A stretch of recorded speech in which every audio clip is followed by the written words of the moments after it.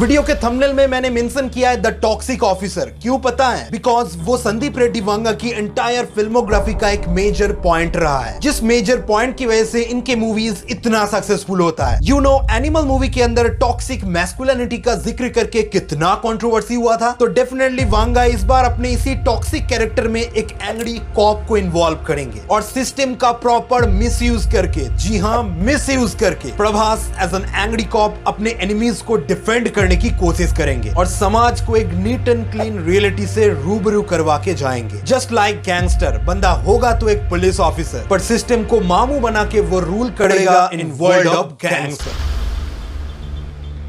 अगर एक 30 करोड़ रुपए में बनने वाली मलयालम जैसी इंडस्ट्री की एक underrated movie without Hindi belt promotion अपने रिलीज के सिर्फ 15 दिनों के अंदर ओवरऑल इंडियन बॉक्स ऑफिस से 70 करोड़ का बिजनेस कर रहा है, वो भी एक 18+ इंडियाज मोस्ट वायलेंट मूवी होने के बावजूद, तो एज एन ऑडियंस हमें क्लियरली समझ जाना चाहिए कि इंडियन पॉप कल्चर के अंदर मार्को जैसे वायलेंट मूवीज का कितना डिमांड है। लिटरली मार्को मूवी का ये इनक्रेडिबल रिस्पॉन्स आने वाले इंडियन सिनेमा की फ्यूचर के लिए एक वार्निंग की तरह है कि भाई एक्शन ओरिएंटेड मूवीज बनाना है तो मार्को जैसा बनाओ, नहीं तो भाड़ में जाओ। मैं मजाक नहीं कर रहा, अगर वायलेंट मूवीज एक्शन जॉनर का फ्यूचर ना होता तो कभी भी प्रभास जैसे actor India's most controversial director Sandeep Reddy Vanga के साथ कोलैबोरेट करने के लिए नहीं सोचते। जैसे मैंने पिछले वीडियो के अंदर डिस्कस किया था कि प्रभास को पहले से ही भनक लग गई थी कि इंडियन सिनेमा का फ्यूचर हॉरर कॉमेडी मूवीज है। दैट्स द रीजन स्त्री 2 रिलीज के ऑलमोस्ट 1 साल पहले ही प्रभास ने राजा साहब मूवी को कंफर्म कर दिया था। आपको इसके बारे में डिटेल में जानना है तो इस वीडियो को जरूर चेकआउट कर लेना। एंड देखो भाई, मैं मजाक नहीं कर रहा, यही सेम फ्यूचर एनिमल रिलीज के ऑलमोस्ट 1.5 साल पहले प्रभास अन्ना ने वांगा के साथ स्पिरिट मूवी को लेकर डिस्कशन के दौरान प्रेडिक्ट कर लिया था। मेरे अकॉर्डिंग वांगा के साथ मुलाकात के बाद ही प्रभास को अंदाजा लग गया था कि एनिमल मूवी के अंदर वो पोटेंशियल है जो एक प्रॉपर एक्शन मूवी के अंदर होना चाहिए। दैट्स द रीजन वांगा की स्पिरिट मूवी के स्क्रिप्ट में भी उतना ही पोटेंशियल प्रभास को नजर आया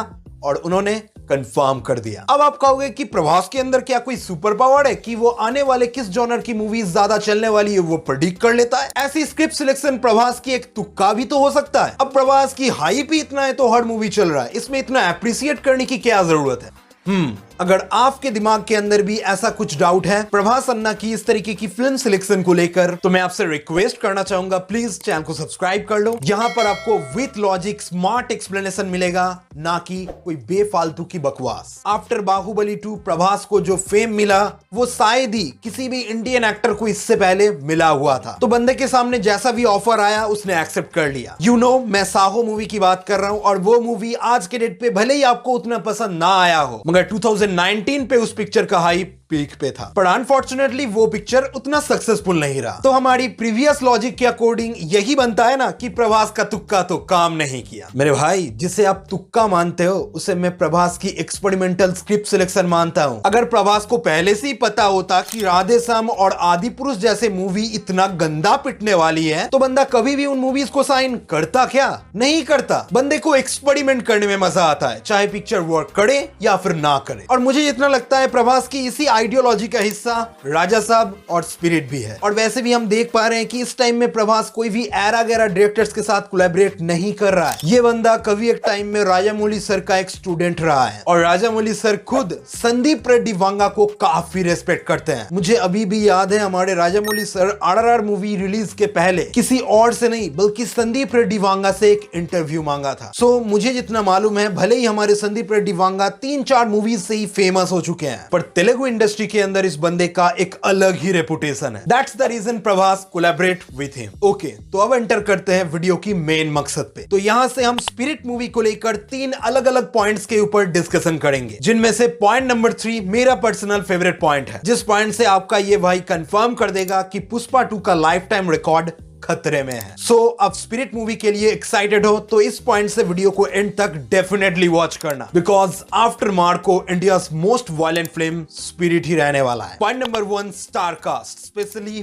विलेंस। देखो मेरे भाई, आप लोगों को स्पिरिट मूवी के मेन लीड स्टार कास्ट के बारे में कुछ पता है कि नहीं वो मुझे नहीं मालूम, पर मैं इतना जानता हूं कोरियन एक्टर डॉन ली का प्रेजेंस स्पिरिट मूवी के अंदर देखने के लिए आप लोग बहुत एक्साइटेड हो और डेफिनेटली मैं भी उनमें से एक हूं। पर यार सच बताऊं तो डॉन ली को लेकर उम्मीदें दिन ब दिन कम होता जा रहा है। एक तो बंदे ने सलार मूवी का पोस्टर अपने इंस्टाग्राम स्टोरी पे शेयर किया है, ऊपर से अब स्पिरिट के मेकर्स ने करीना कपूर और सैफ अली खान को मूवी के मेन लीड विलेंस के लिए कास्ट कर लिया है। और जितना सुनने में आ रहा है कि ये दोनों exact same to same husband wife की तरह इस मूवी में नजर आने वाले हैं, जहां वांगा इन दोनों में से एक को powers which means massive physical ability and दूसरे को प्रभास जैसे एंग्री कॉप को डिफेंड करने के लिए इंटेलिजेंस प्रोवाइड करेंगे। क्या मैंने सही इंग्लिश बताया? गलती हो तो माफ कर देना। देखो बड़े भाई, यहां बैठ के अभी तक मैं इन दोनों विलेंस के बारे में इतना ही अंदाजा लगा सकता हूं, उससे ज्यादा नहीं, बिकॉज इस मूवी के प्लॉट के बारे में मुझे 0.5% भी कोई अंदाजा नहीं है। अब डॉन ली इन दोनों विलेंस के ऊपर कहां फिट बैठ रहे हैं, आई एम सॉरी, मुझे नहीं मालूम। Don Lee as an rumours को रूमर्स मान के चलो, अगर कंफर्म हुआ तो मेकर्स खुद सामने आकर बताएंगे। पर मेरे दोस्त, आपका ये भाई सबसे ज्यादा एक्साइटेड है स्पिरिट मूवी की लीड एक्ट्रेस का नाम जानने के लिए। शाहिद कपूर के साथ कियारा आडवाणी, रणबीर कपूर के साथ रश्मिका मंदाना, कोई इग्नोर नहीं कर सकता कितनी परफेक्ट जोड़ी थी। पर ऑनेस्टली मैं ढूंढ नहीं पा रहा कि प्रभास के साथ कौन सी एक्टर फिट बैठेगी। हाँ पता है, मृणाल ठाकुर को मूवी के कास्ट लिस्ट में इन्वॉल्व किया गया है, पर मेरे अकॉर्डिंग वो लीड एक्ट्रेस तो नहीं है। यार प्रॉब्लम क्या है पता है, मैं प्रभास के साथ तमन्ना भाटिया या अनुष्का शेट्टी के अलावा किसी को इमेजिन ही नहीं कर पाता। साहो मूवी में श्रद्धा के साथ प्रभास का केमिस्ट्री देखने में अच्छा तो लग रहा था, पर कमान यार, वो वांगा की पिक्चर नहीं थी। देन राधे शाम में पूजा हेगड़े, मुझे तो उतना नहीं जमा, और आदि पुरुष में कृति सेनन,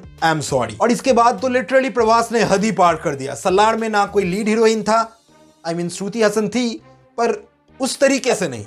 और कल्कि के बारे में तो मैं कोई बात करना ही नहीं चाहता। तो बताओ, स्पिरिट मूवी की लीड हीरोइन के लिए परफेक्ट कास्टिंग आपके लिए कौन है? हम आगे बढ़ते हैं point number 2, Prabhas character arc plus movie plot. Video के थंबनेल में मैंने मेंशन किया है द टॉक्सिक ऑफिसर। क्यों पता है? बिकॉज वो संदीप रेड्डी वांगा की एंटायर फिल्मोग्राफी का एक मेजर पॉइंट रहा है, जिस मेजर पॉइंट की वजह से इनके मूवीज इतना सक्सेसफुल होता है। यू नो, एनिमल मूवी के अंदर टॉक्सिक मैस्कुलिनिटी का जिक्र करके कितना कंट्रोवर्सी हुआ था, तो डेफिनेटली वांगा इस बार अपने इसी टॉक्सिक कैरेक्टर में एक एंग्री कॉप को इन्वॉल्व करेंगे और सिस्टम का प्रॉपर मिसयूज करके, जी हाँ मिसयूज करके, Prabhas as an angry cop अपने एनिमीज को डिफेंड करने की कोशिश करेंगे और समाज को एक नीट एंड क्लीन रियलिटी से रूबरू करवा के जाएंगे। जस्ट लाइक गैंगस्टर, बंदा होगा तो एक पुलिस ऑफिसर, पर सिस्टम को मामू बना के वो रूल करेगा इन वर्ल्ड ऑफ गैंगस्टर। बस इससे ज्यादा मैं प्रेडिक्ट नहीं कर सकता। I am sorry, very very really really sorry. मैंने कोशिश किया है वांगा की प्रीवियस मूवीज के कैरेक्टर वाइज प्रभास का कैरेक्टर आर्क रेडी करने के लिए। अब मूवी के प्लॉट डिटेल्स के बारे में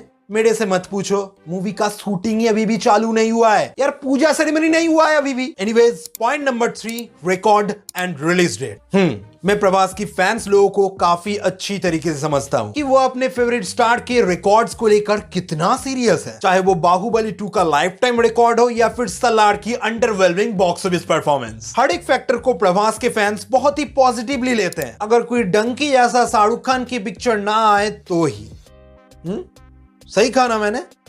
पता है। अब देखो मेरे भाई, स्पिरिट का 1000 करोड़ कमाना तो तय है, अब आगे कितना जाएगा वो मूवी के कंटेंट के ऊपर डिपेंड करता है कि पिक्चर 18+ एज रेटिंग पे डिपेंड करके खुद को कितना एक्सपैंड करता है। पर मैं इतना उम्मीद रखता हूं कम से कम कल की मूवी का रिकॉर्ड तो टूट ही जाएगा। और रही बात स्पिरिट मूवी की रिलीज डेट की, तो 2026 में पिक्चर नहीं आने वाला, अब लिख के ले लो, बिकॉज अभी भी इस मूवी के फिल्मिंग का कोई अता पता नहीं है, ना ही पूजा सेरेमनी कंप्लीट हुआ है, ना ही मूवी का प्री प्रोडक्शन खत्म हुआ है, और पता नहीं वांगा कहां सोए हुए हैं। अगर समर 2025 में पिक्चर का शूटिंग चालू होता है तब भी ये पिक्चर रिलीज होते होते 2027 समर तक तो जा ही जाएगा। बाकी आपको इन सब के बारे में क्या लगता है बताओ, लाइक कर देना। मैं मिलूंगा नेक्स्ट वीडियो में, bye.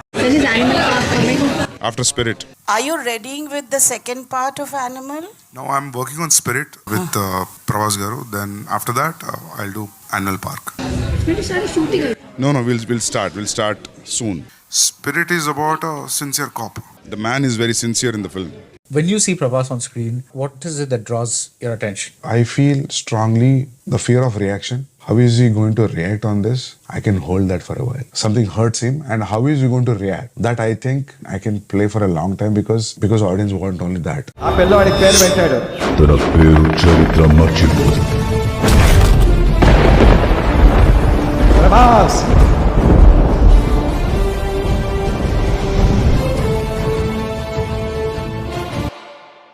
This is like something unbelievable, and thank you, sir.